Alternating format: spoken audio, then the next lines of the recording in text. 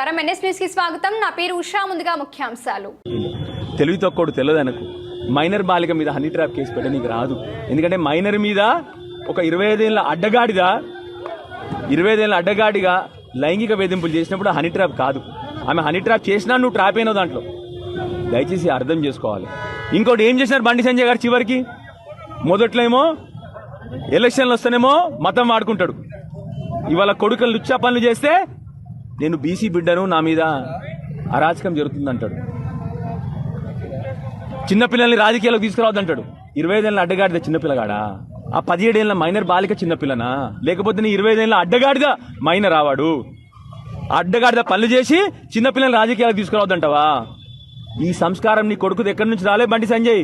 నువ్విచ్చిన సంస్కారమే, నీ భాష, నీ గుటుక, నీ ప్రవర్తననే ఆ పిల్లగాడిని అట్లా తయారు చేసిందని చెప్పి నేను ఇవాళ ప్రెస్ మీడియా ముందుగా నుంచి చెప్తా ఉన్నా.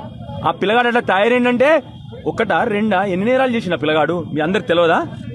కొట్టుడు, ర్యాగింగు, బుల్లింగు, కాలేజీలలో అమ్మాయిలు వెనుక పడడము, వందల నేర చరిత్ర ఉన్న పిల్లగాడైనా ఎక్కడి నుంచి వచ్చింది ఆ సంస్కారం? ఆయనకు నువ్వు నేర్పించిన సంస్కారమే కదా బండి సంజయ్. నువ్వు మాట్లాడే భాష ఒకరి పుట్టుక గురించి మాట్లాడతావు.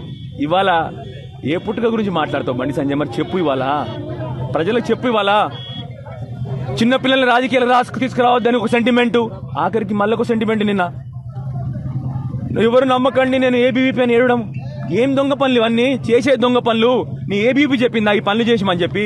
నీ ఆర్ఎస్ఎస్ చెప్పిందా ఈ పనులు చేయమని చెప్పి? నేను దయచేసి నా ఏబీవీ మిత్రుల్ని, ఆర్ఎస్ఎస్ మిత్రుల్ని కూడా కోరుతా ఉన్నాను. నేను మీరు సమర్థిస్తా ఉన్నారు ఆయన ఇవాళ నిలదీయండి. మీ అందరి ఇళ్లలో కూడా ఆడపిల్లలు ఉన్నారు కదా. ఒక మైనర్ బాలికకు జరిగిన అన్యాయం అని నిలదీయకపోతే రేపు పొద్దున ఎడిపోతుంది సమాజము.